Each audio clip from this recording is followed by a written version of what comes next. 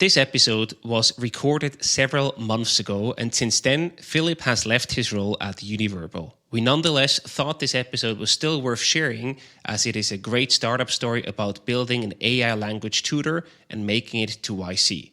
We hope you enjoy the content. This episode was sponsored by Property, the leading real estate agent for all real estate transactions with a comprehensive ecosystem. They combine highly trained experts with the latest technologies on an intelligent platform to provide clients, brokers, and service partners with risk-free, flexible, and simplified services. Learn more at property.com.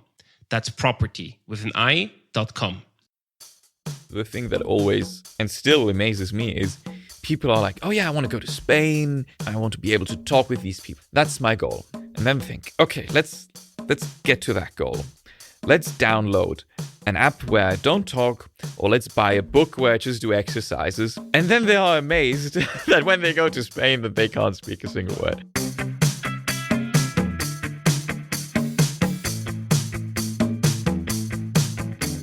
Welcome to the Swisspreneur Show, a podcast about startup stories and learnings from experienced entrepreneurs. If you enjoy listening to our show, make sure to follow the podcast and leave a rating. And now, here's your host, Sylvan.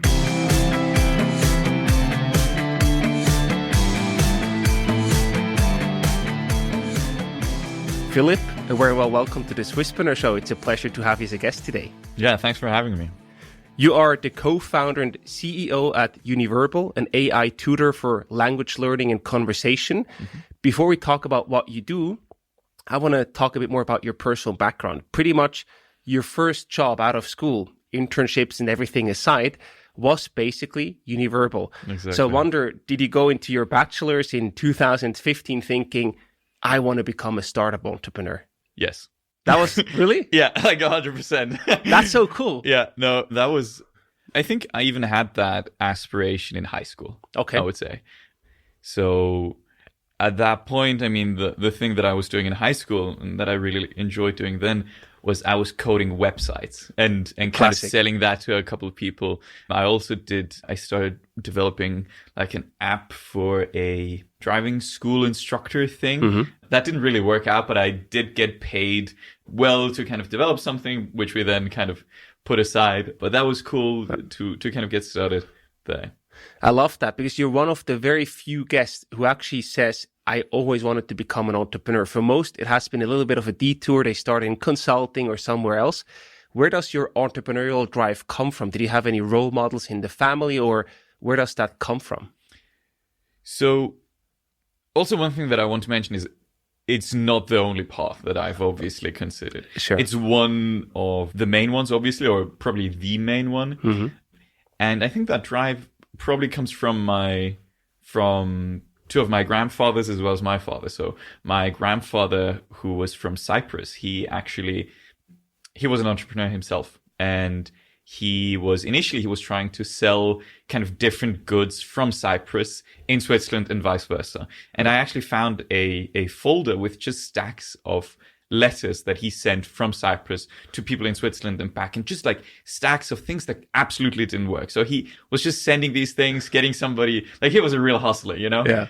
And then he found one thing that was cellophane, etc., and then created a pretty successful business out of that. And now my father took that over, and now my sister is running that business in the third generation, as well as my grandfather from the other perspective. He was from the other side. He was a pharmacist and was actually running, for the time, a pretty big pharmaceutical company. And I think that to a certain degree runs in the family. However, I would also say that it's definitely one of the harder paths you choose.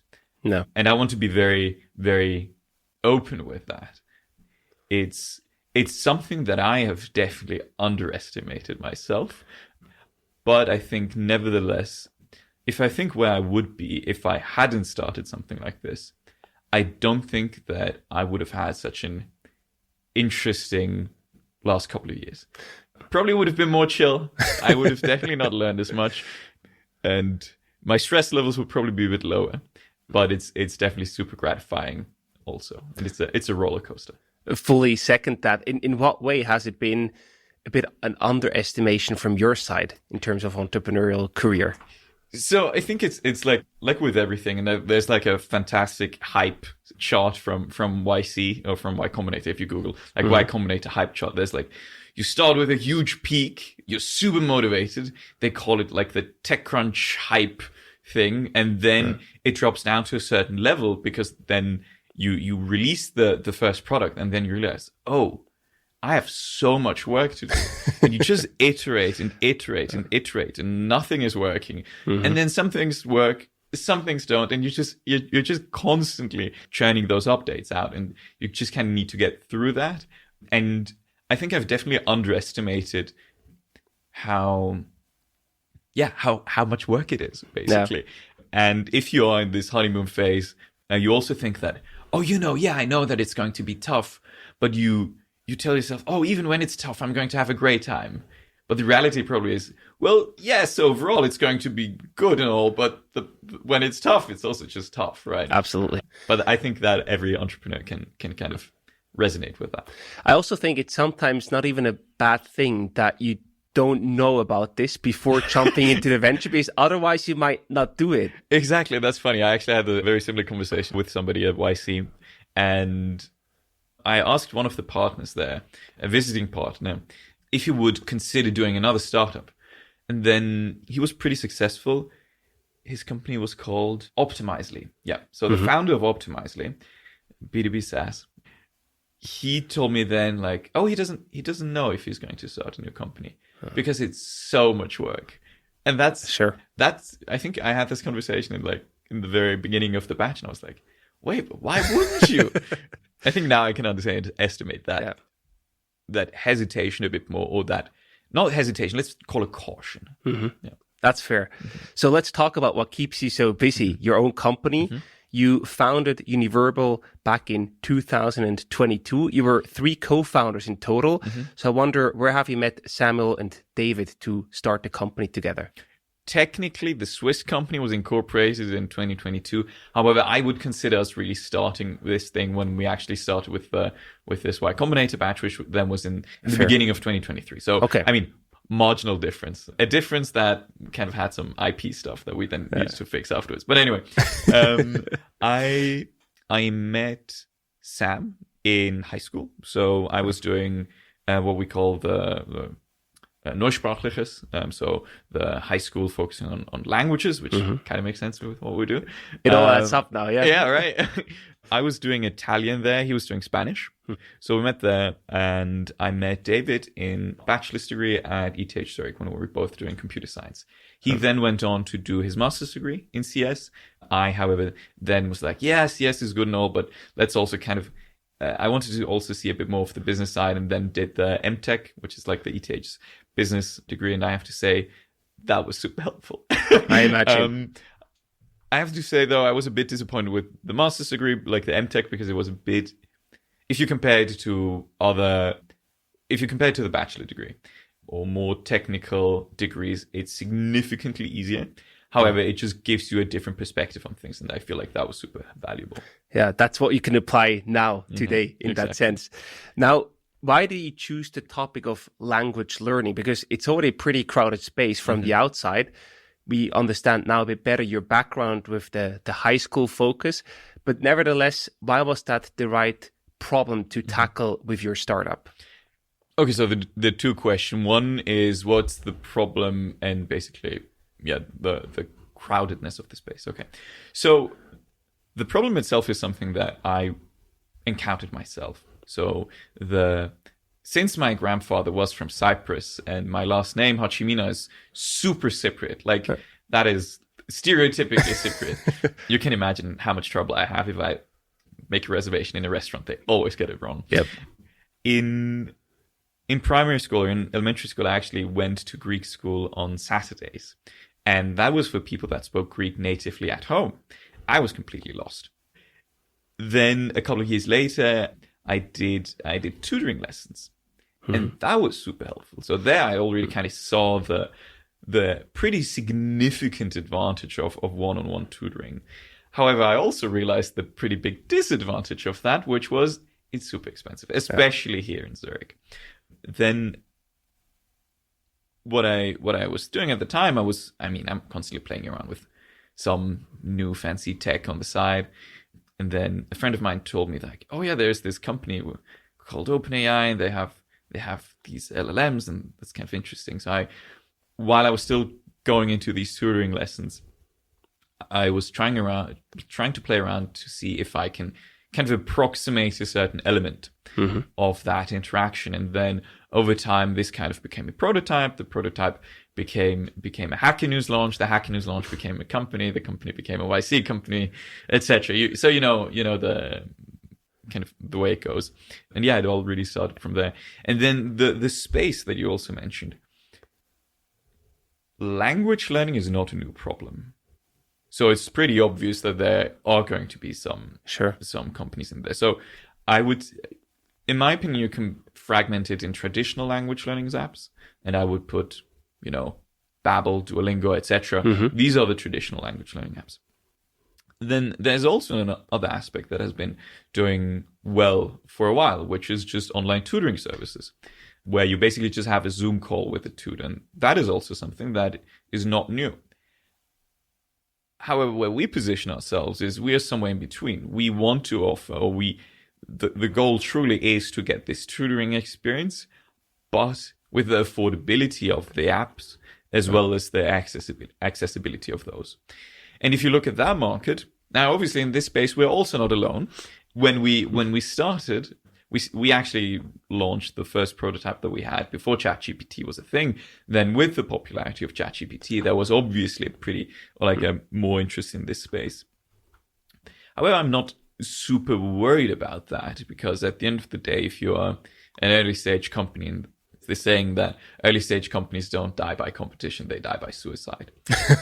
So I think that is very true.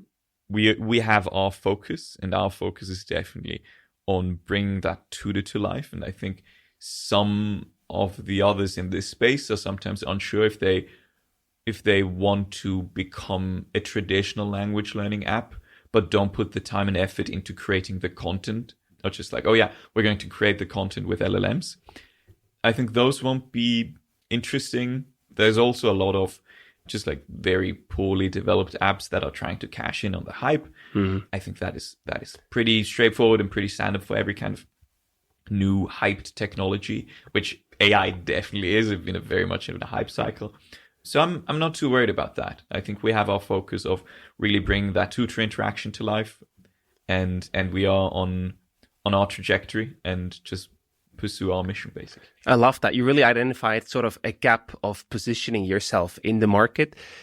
But at first, your company was named differently. Yeah. You were basically launching as Quazzle. Why did you have to change the name? That's also an interesting story. So, well, technically, when I started developing this, I was at Berkeley writing my master's thesis, and I remember then the very earliest prototype that was called Yak, because Yak actually means, and I did not know that until I was looking it up, Yak means to chit chat.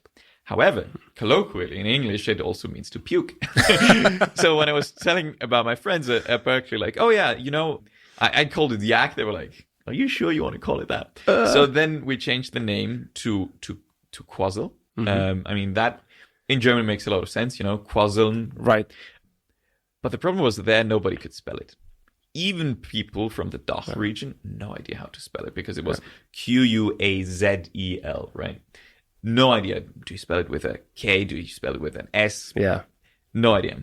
And if you told somebody, oh yeah, the company is called Quazzle, or the app is called Quazzle, and they started to enter it in Google or on the App Store, no chance. And that is so important for a B2C company. So and also people in the US, they had no idea how to pronounce it. They sometimes said Quazel or Quazel, right? Which I wasn't too bothered by, but you just kind of notice that it's very foreign to them.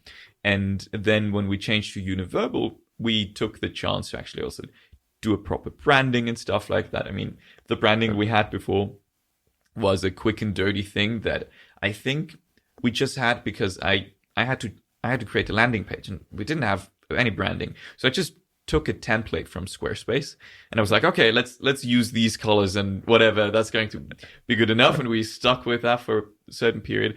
But then if you want to become more professional and also going to this direction of high quality, I think we then took this opportunity to kind of rebrand name-wise as well as corporate identity. Yeah. And now you found the right brand for you to work with. I hope so. Let's give it a couple of years. Okay. Let's also talk about the technology. So obviously you use and leverage AI in your application. And tell us a bit more how you do that. You said you started even before ChatGPT, but then ChatGPT came along, or OpenAI in that sense. How did that help you to really accelerate things, and how do you use that technology, but also have some novelty in there with the combination or however you make it work to deliver the magic moment in that sense? So the cool thing, or the thing that helped us regarding ChatGPT, is that the interaction with an AI is becoming more and more common. And another thing is also that some people, or actually a pretty significant amount of people, try to do something, try to have a conversation in a different language with ChatGPT, and then they realize, oh, this general purpose tool is actually pretty bad for that, for various reasons. And then what they do is they're like, oh, I actually like conversations with an AI. Like I like the approach, and I want to see if I can actually solve that problem for me. And then they Google AI language learning app, and then they pretty quickly find us. So that's a good thing, I would say. And that is the product development of any kind of new product. Initially, we just started off with, initially we just had like 20 conversations, 20 predefined conversations. We're like, yes, this is the product. Here we go. We're done. Let's sell it. And then we also pretty quickly realized that 20 conversations is not interesting to people. And then you kind of start to iterate. You start to realize, hey, one of the very cool features that people like is actually saying something and then getting a correction for that. Because if you imagine you talk to a native speaker, and for every single reply you make, they correct all your mistakes and tell you exactly all the mistakes you did and why they were wrong, I don't think that you will be talking to that person for a while. You just for a short amount of period, probably. But in an app format, you can make these things optional. You can say like, oh yeah, well done, ding, check mark, and things like that to make it easier. And then it quickly goes into the question of how can we rethink language learning with a focus on talking with this new technology? Like, what opportunities do we have there? And I think also the kind of new developments that we're having right now in development are very strong, and we're always focusing on the tutor. So we think of ourselves, okay, how does a private tutor achieve X, Y, Z? And then we kind of work back from there. No. So, for example, one big thing that no traditional language learning app really can do, or a book, obviously, and things like that also can't, is the personalization aspect. You can't really have such a big impact on what you're interested in learning and what kind of suits you. But with LLMs, the very interesting thing is that there's for the first time in engineering, there's really a big chunk of flexibility. Like if you use an LLM somewhere, you have way more, you're just way more flexible in that aspect of the pipeline. Sure. And I think leveraging that combination of flexibility, as well as kind of building up on the relationship with the tutor. Because if you think about it, in a tutoring experience, one of the main reasons you come back every week is your relationship with the tutor. It's because you like that person, you kind of want to share your life with that person. It's also to a certain degree even something slightly therapeutic, I would say. So kind of taking these aspects and building those into the product, I think, are the crucial elements. It sounds a bit like how many people are interacting with ChatGPT today. It's also probably a therapeutic aspect in that sense, but now applied to language learning with a very conversational focus. Exactly. And that is, if you think about it, or initially the thing that always and still amazes me is people are like, oh yeah, I want to go to Spain and I want to be able to talk with these people. That's my goal. And then think, okay, let's get to that goal. Let's download an app where I don't talk, or let's buy a book where I just do exercises. And then they are amazed that when they go to Spain that they can't speak a single word. How do you actually fix that? If someone starts at 0 and they say, hey, I want to learn Spanish in that case, but I don't speak any Spanish right now. How do you make them better at Spanish with the conversational start or conversational model if they don't speak any Spanish? Can we try an experiment, Sylvan? Sure, yeah. Okay. You don't speak any Greek? Greek, no. Okay, excellent. So to say hello in Greek, you say yasu. Yasu. Yes. Okay. Exactly. To say my name is Silvan, you say Melene Silvan. Melene Silvan. Okay. Okay. Yasu. Yasu. Poselene. Melene Silvan. There you go. We already had a easy. conversation. So I see. A very, very basic conversation. You use kind of, you used some sort of scaffolding, right? You kind of noticed what I was doing. You also were able to kind of, by context, figure out what poselene means. And that's already it. That's the secret sauce to doing conversations quickly. And we kind of try to do similar things. So giving you small, easy aspects in the element where it's not completely an open-ended conversation, but you kind of get started with these more guided responses. And then when you reach a certain stage, we open things up. And that's so much stronger to learn, really, this conversational aspect. Amazing. How do you then also provide feedback through the AI? You mentioned before, if someone corrects you all the time by speaking to them, you get pretty frustrated. You don't want to speak to them anymore. How do you make that better with the AI aspect to keep the users engaged and not leave them frustrated? So there's obviously one aspect that is just giving them corrections and like telling them what they did right and wrong with explanations, but not shoving that in the person's face. One problem that actually my wife has if she uses it in Dutch. Her mother is from the Netherlands and she speaks Dutch pretty well, but with a heavy influence of German, I would say. So if she does it, she always gets corrected in her Dutch replies because people would probably understand what she means, but it's not grammatically correct. No. So they're showing these corrections, but not shoving the fact that, oh, you made a mistake here in your face. I think that is a crucial part. Then the other thing is also, and then again, I mean, I'm just getting back to the tutor analogy. If you get stuck somewhere, you might just switch into your native language and then ask your tutor, hey, how can I do X, Y, Z? What's this word in the past tense? How can you give me a conjugation table somewhere? And then kind of building that aspect into it where you can basically press pause on the conversation, figure something out, and then get back to the conversation. That's amazing. Exactly. And these are the kinds of things that I think are crucial. And I just had a custom interview 2 days ago, and that really blew my mind. There was a British guy using the app to learn Danish. He's right now living in Denmark. And what he told me is he is trying the product now. And when he's walking around in Denmark, he actually, when he wants to translate something, he isn't pulling up Google Translate, but he's pulling up our app and then just going into a conversation with the tutor itself and then asking questions there.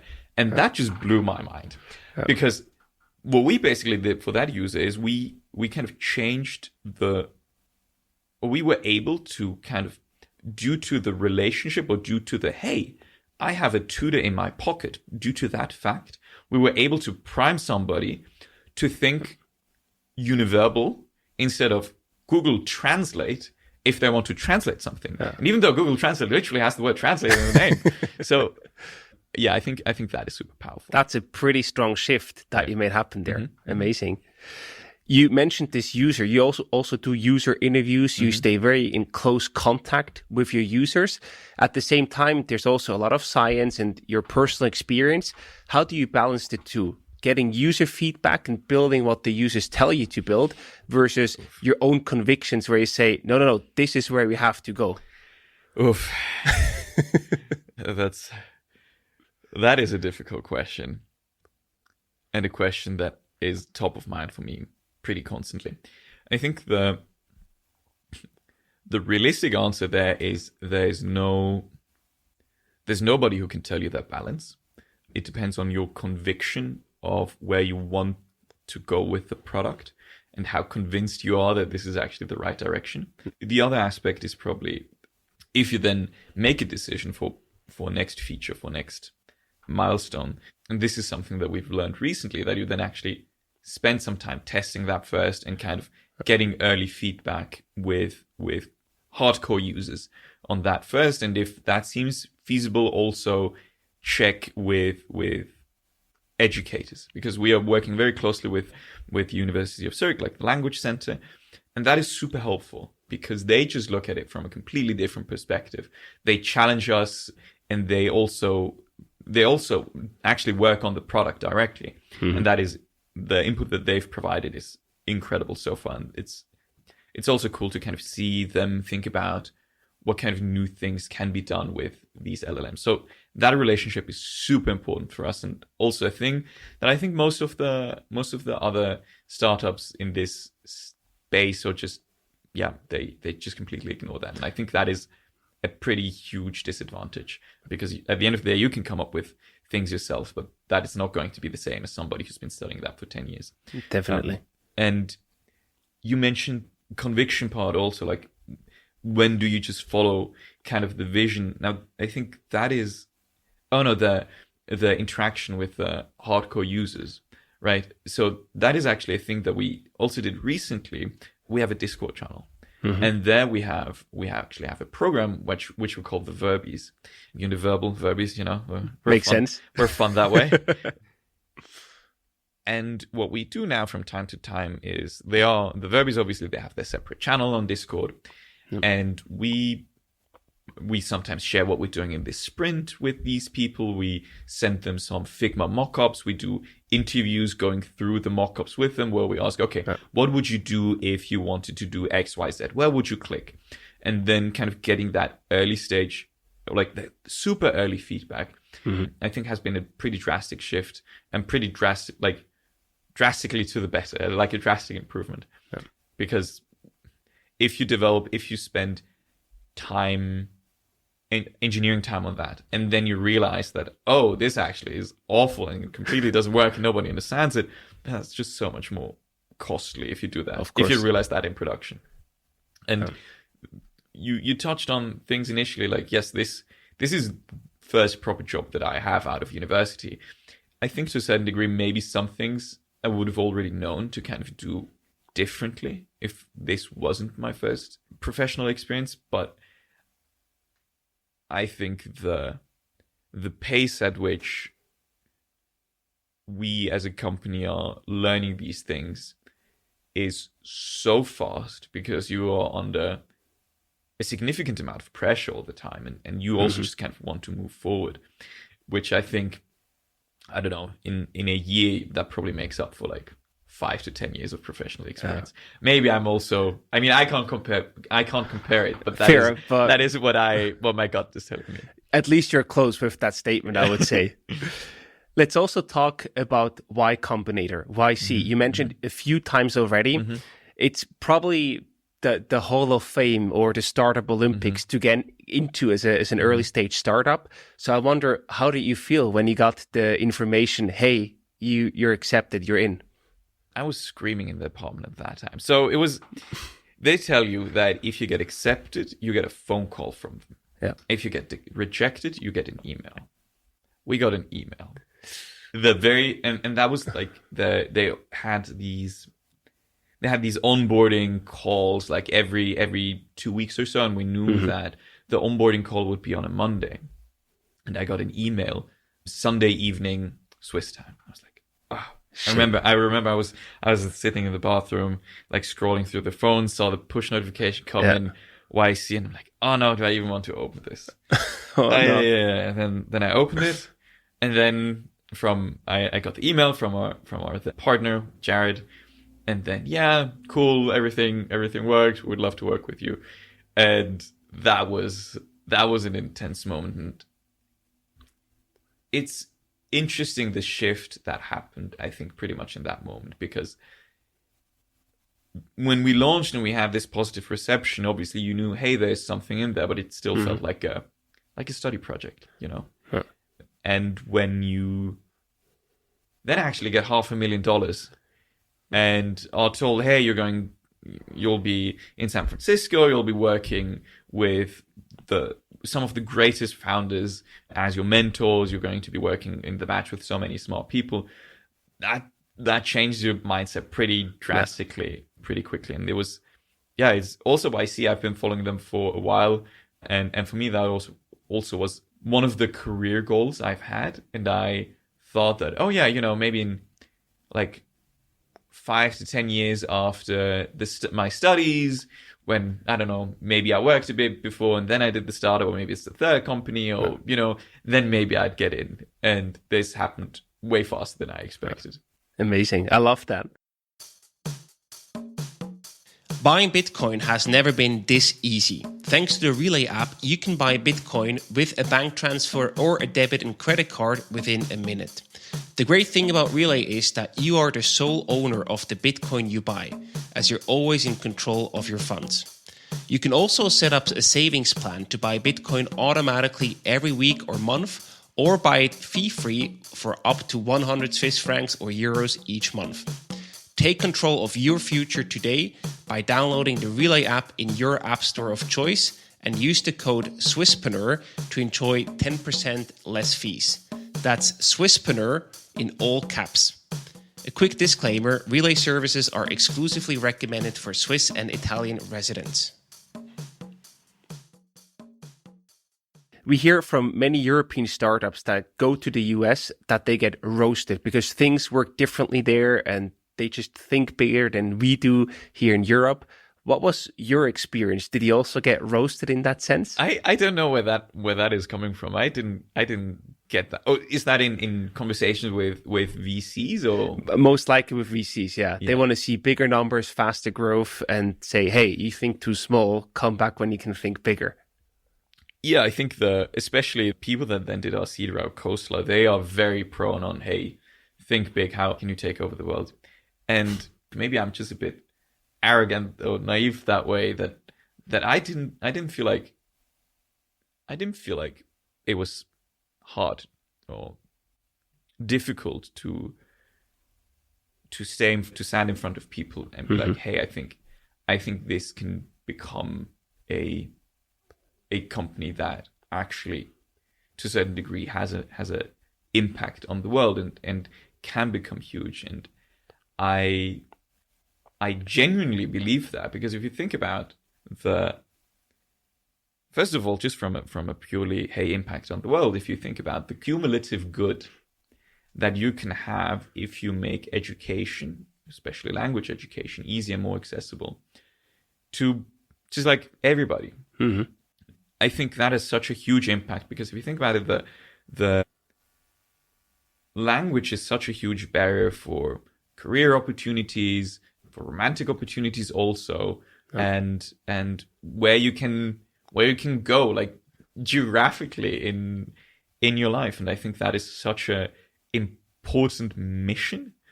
And if you combine that with the fact that I think there's such a huge opportunity with LLMs in this tutoring space, like I don't even think that there's necessarily you need better models than we have right now, maybe marginally, but I think that is just that's such a unique point in time to be at the very cusp of something that, of basically a marriage of these two elements of tutoring as well as LLMs, to be at the forefront of that, I think is such a unique opportunity. And then being able to combine that with a mission that I feel passionately about creates something that I don't have a problem standing in front of people and telling them, hey, I think this can change the world. Yeah, I love that. And it also shows the importance of tackling a big problem in a big market in that sense. Yeah. And that's probably already half the way there of thinking big and building something that can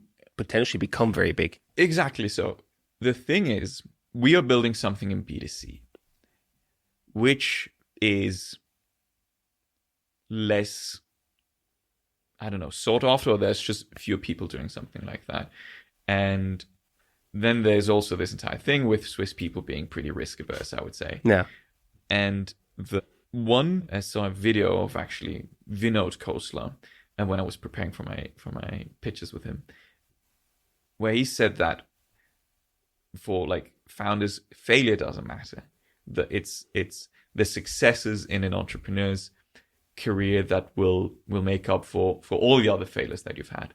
Right. And looking at it from that lens takes the pressure a bit away and kind of makes you shoot for the stars instead of being like, oh yeah, we're I don't know, yeah, if we get to 1 million, or like, I don't know, 1 million ARR, then we're happy, and that would be our success. I think that is thought a bit too small, and something that I would highly encourage people to be more open about. Like, no, we're not competing to say, hey, it was cool, I was able to compete in this race, but to stand in front of people and say, hey, we're competing to win. And that confidence is something that I think is highly lacking, especially in Switzerland, because it's not something of our culture. If like people are prone to then say like, oh yeah, he's just bragging and look down on that. And to certain degrees, it's also a bit naive, and I absolutely see that. But if you don't go in that with that mindset, what are you going to change? Exactly. Yeah. In that sense, you spend time in Silicon Valley. You have American investors with Coastal Ventures, for example. Nevertheless, you're still here in Zurich. You build Univerbal from Zurich. Why is that still the right place for you? Why didn't you move to the US instead and build it there, where also the whole environment that you just described is thinking more like you in way more ambitious ways? So in theory, we are an American company, which also makes access to American funds easier, which I think is the big advantage in the US, like just access to capital. However, in Europe, we have a completely different culture of language education and just access to language. And that is something that I've completely underestimated, especially in Switzerland. I mean, we are probably the most extreme country there is with in that sense. When I was in the US, and I don't know, in Switzerland, if you want to impress somebody, you have to tell them, oh, I speak like 4 or 5 languages. Yeah. In the US, if you're like, oh yeah, I'm fluent in 2, maybe 3, they're like, oh my God, that is crazy. And there's just a different way of living there, I would say. And it's something from personal experience that people feel more passionately about. It's something also market-wise, I think that it makes a lot of sense. I think in the US, you also see a kind of a different, I don't know, there's a lot of focus on gamification and these kind of things in language apps. And I think here in Europe, you also kind of see that with Babbel. Obviously, there's gamification to a certain degree, but it's more focused on, hey, let's get you learning. And hey, it will take time. You will not get by if you just do 3 minutes a day. But let's get you doing that, and let's get you actually learning something. And I think that sentiment is way more stronger in Europe. So it's the right place for you to be in that very moment. I think so. Maybe that opinion will change in the future. And I also wonder, now that you went through YC, you also got investment from Coastal Ventures. What recommendations would you give to other Swiss companies that would like to follow your path, to raise money from top tier, even almost legendary Silicon Valley based VCs, and to get into YC? What is sort of the secret to make it happen? Oof. I mean, the long story short is probably there's no secret. It's just banging your head against the wall until something works. Like entrepreneurship. Like life, I would say. Yeah. But if you could give them any recommendation, like what stood out with the pitch that you did at YC, or what were you paying specific attention to say, hey, this actually was good, that might not have been intuitive? Yeah. When you pitch, be upfront with what you're building. Like a thing that we initially thought we should do is, we built this story of, oh yeah, we did this and then we did that. And then at the middle point of your pitch, you then see, oh yeah, and this is the product. Yeah. That's garbage. But that's the first few sentences you say. It's like, hi, we're blah, blah, blah, and we're building X, Y, Z. If the people don't understand what you're building, and that also goes for the YC application. Yeah. Don't say things like, oh yeah, we're providing a solution for blah, blah, blah. And that's all garbage. Just say we are building, a web app that does X, Y, Z. Like that straightforwardness. and not being afraid to break it down to basics. Yeah. Because you might think like, oh yeah, we're doing all this crazy analytics, and then we think very strongly about it, and then we do all these smart things. That doesn't matter. You need to be able to explain it very easily, and no fluff. Mm-hmm. And the other thing that I felt was very important is honesty, and just being completely open. Yep. If you have shit numbers, tell them your shit numbers. If you have excellent numbers, I mean, then it's easy. Don't focus on vanity metrics. Like, I don't know. In our case, that would be things like messages sent. Like that. No, that doesn't tell anybody. It's just anything. a big number, but it's meaningless. Exactly, it's meaningless. And just being very open with where you stand, especially in this early stage, I think that first of all goes a long way to show the investors that you're just an honest person and that you are somebody that they can trust. It just kind of sets the tone of the relationship, I think. Yeah.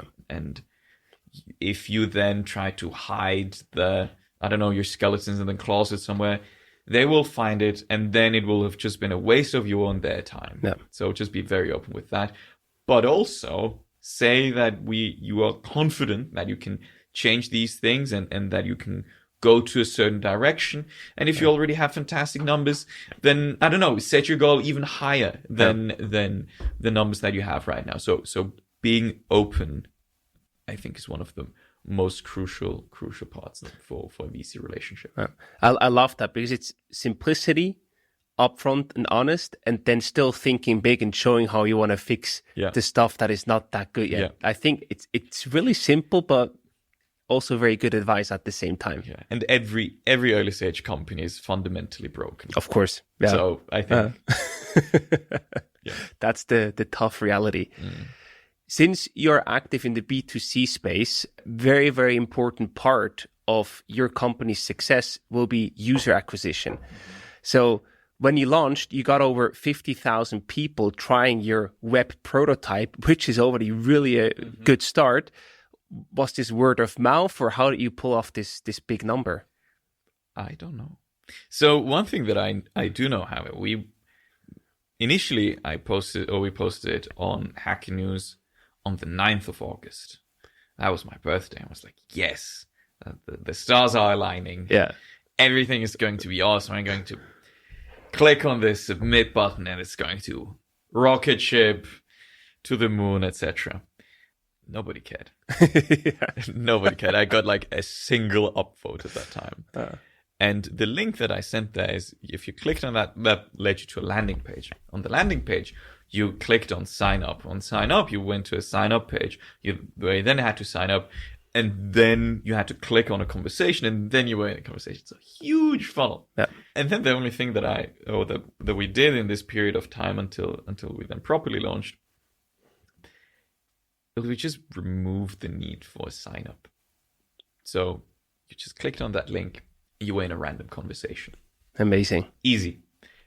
And that made all the difference. And that literally made the difference in nobody caring at all about it to us, to actually people telling us we should apply to YC.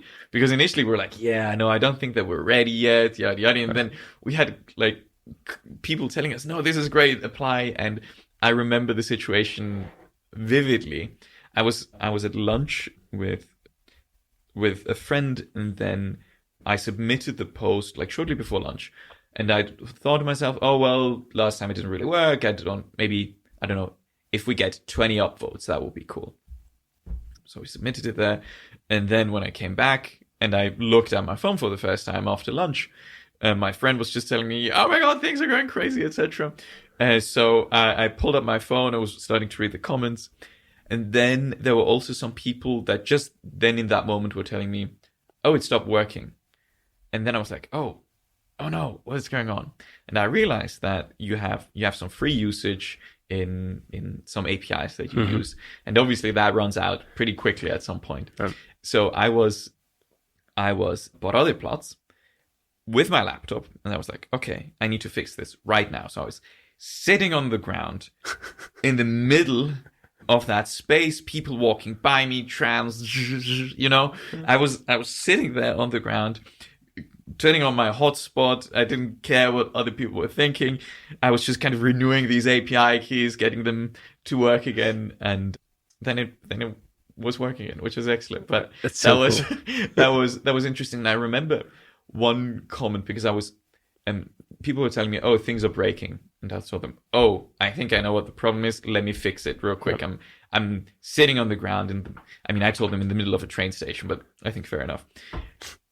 And then I remember one comment that was like, "Welcome to the startup game," and I think at that moment that was the first time when I was like, "Oh yeah, this could actually become a proper startup." Amazing. I love this story. Thank you for sharing it. End of month accounting got you ready to smash your laptop into 1,000,000 pieces? Meet Infinity.Swiss. Get through your invoices and receipts twice as fast with AI accounting that's surprisingly satisfying. We actually use Infinity.Swiss ourselves here at Swisspreneur, and we absolutely love it. Check out their special offer for founders at infinity.swiss/Swisspreneur.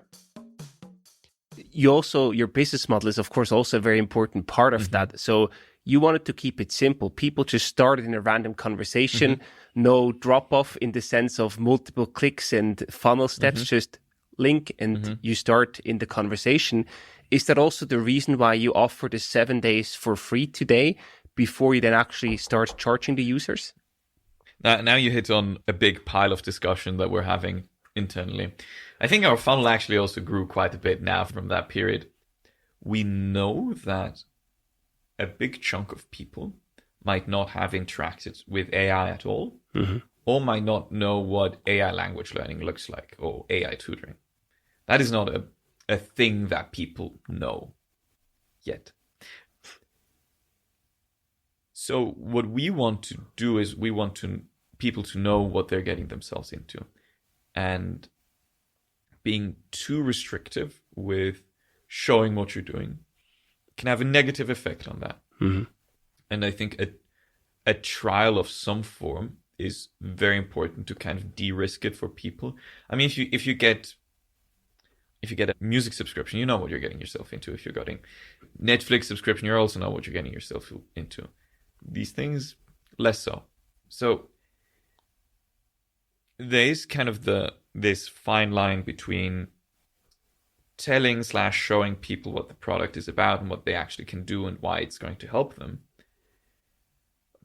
but also minimizing that to the strongest degree possible, because at the end of the day, if people are just trying things out and you're so open with, "Oh yeah, you can use it forever for free," then you don't get any subscriptions coming in, and then you go out of business. So there's a very fine line, and we're kind of, I think we're moving that a bit up and down every now and again. And I think that is also something that we will be continuing on doing for the foreseeable future until we're like, yes, this is the sweet spot. But yeah, this, long story short, is very boring answer. It's a balance. Of course. It actually does remind me of a B2B sales process, because there it's similar. You have to think, when do you prove the value to the user or the customer and can pull the trigger to ask for money? It's very similar in that sense. Just on an individual basis, you let them try for free, or you give them a lot of promises. When do they see the value that they pull the trigger and swipe their credit card? Exactly. One thing that has helped us a lot was experimenting with when and how often we're showing paywalls. And this might be a very simple thing, but initially, and that blew my mind, and this is very recent, like this happened this month. Initially, we were like, "Oh yeah, we're going to be so friendly to our users, and we're putting the paywall where you can actually get a subscription in the account. Then you have a big button there, get subscription, and then you do it." No mention of the subscription at all before that. And what we did now is we were experimenting, and we were like, okay, let's start to show it. I don't know, the first time you open the app after you did onboarding, or let's show it off every time after you complete the conversation, but just one time a day, because if you do it too much, then it also kind of defeats the purpose. But let's just show it more times. And that has actually had a drastic impact on conversion. And it's something that actually still kind of bothers me, because you are actively making the product worse. from a user's perspective, you're actually making the product worse, but it leads to more conversion and it leads to more growth. So it's a bit hard to kind of judge these things, I would say, because maybe you have the best intentions of doing something, but then you end up realizing, hey, actually that hurts us, or we're shooting ourselves in the foot if we're doing it that way. I like that perspective. At the same time, I feel it's also there needs to be a difference between paying users and free users. Obviously, in that sense. Because for paying users, you want to make the best experience possible, and that paywall will be gone once they subscribe, right? So I feel a free user cannot be the same as a paid user for the experience. But you want to convince them. You want to you want to give them the best experience that they can have, and you might think that a paywall just reduces from that. Yeah, but apparently, it works. It works. And at the same time, it's okay, because if you would give a too good experience, they would never send you money, because it just works and it's free. Yeah. Where do you get your users from? Like in terms of acquisition channels, do you do a lot of online advertising? Do you work with a referral system? What are sort of the best working channels for you in that sense? Recommendations is obviously a big one. We also started to do some paid, but that's in a very lesser extent. Social has been working pretty well also for us, and we're trying to ramp that up. But I think by far the biggest that you see, and I think that actually ties into the Switzerland is the correct place to build this discussion we had before, is press. If you get featured by a big news outlet, that has a big impact, and I'm pretty confident that is due to language learning being top of mind for people here. We had an Austrian Pulse-Reportage, it was called, that out of the blue, they just dropped a video where they compared 3 AI language learning apps. And one completely didn't work. The second one didn't have this kind of onboarding for an easier process. And then they kept us. And then this guy actually, within 4 weeks, he got from basically A0 in Italian, so from not really knowing anything in Italian, to he didn't write an official test, but he was able to actually finish, or like probably getting an A1 certificate in Italian. And that resonates with people. That is a thing that people in Europe are maybe more prone to do. They watch these channels and they're like, oh yeah, I might go to Italy and do that. And it's also a pretty big challenge. So I think these things have a huge impact on acquisition and are uniquely positioned in Europe to kind of have that reach and have that conversion, I would say. Perfect. Now, if you look at where you stand today, it has been a pretty wild start for you. YC experience, more than 2 million raised. You also improved the paywall conversion. So things are looking good. What is next for you? What are the next milestones that you want to tackle? The next milestones that are really important is, I mean, obviously at a certain point you say, oh yeah, next round of funding, etc. But this is like, I don't know, this is the boring answer.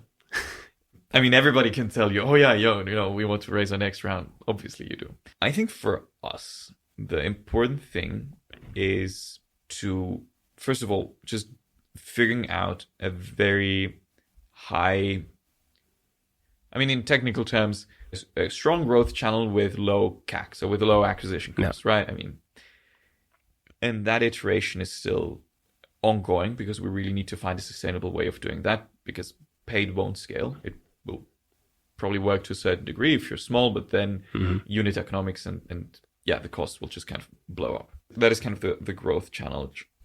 As well as on the product side, I think I want to dig more into this relationship with the tutor and using that as a retention vehicle. I think gamification was maybe the thing of the 2010s, whereas some sort of relationship, and if I'm saying relationship, I don't mean romantic relationship. I just mean kind of, a regular relationship. Right. I mean, even a relationship that we're having right now, right? These kind of things, using this relationship to your AI tutor to make you more motivated to learn something, and that this part is very important, that motivates you enough for you to be like, yes, I'm going to do things that are hard and still kind of continue doing it, versus using cheap gamification to use things that don't really push yourself. Yeah. And that is something that, or the fact that our users are regularly telling us, hey, I now use your product for, I don't know, a couple of weeks, and now I went on vacation in Spain, and I never felt so confident talking to somebody. That is insane to me. And I think giving people that confidence, but not just going for the cheap, easy gamification. I think that is really important to me, but finding that balance of making it hard, but still motivating people to actually stick with it and kind of push themselves. That is tricky. I love that, but it's a good challenge to tackle. So, Philipp, to wrap up the conversation today, I also want to ask you a few rapid-fire questions, just to get a bit of a different perspective on... I'm not allowed to ask follow-ups on those. No, unfortunately not. You have to answer in one sentence. Okay, I can do a long sentence. Let's see. Cyprus or Switzerland?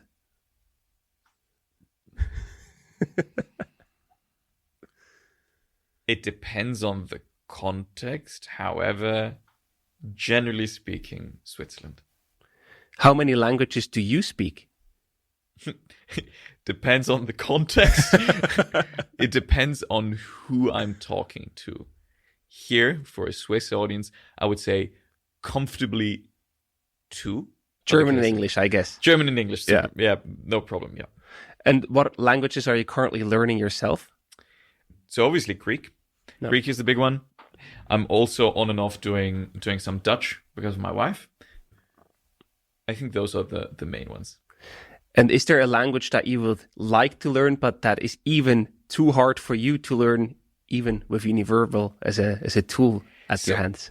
I think Korean might be interesting. I've heard that the alphabet is pretty straightforward, so for you to be able to read, it's pretty easy. But the main reason why I haven't tried if I can do it, but the main reason that I'm not doing it is I don't even really get enough time to do Greek or Dutch. So I think I'll have to wait a bit longer for the Korean. Fair. Maybe in the future. And from a startup perspective, Switzerland or the US? 9 times out of 10, US. Fair. So you're the other 1 out of 10 at the moment. Perfect. Philipp, thank you so much for stopping by here in our studio. It was a pleasure talking to you. Yeah, pleasure was all mine. And I wish you all the best and lots of success. And I'm going to start using your app myself because I want to learn some Spanish. That'd be fantastic. Thank you so much.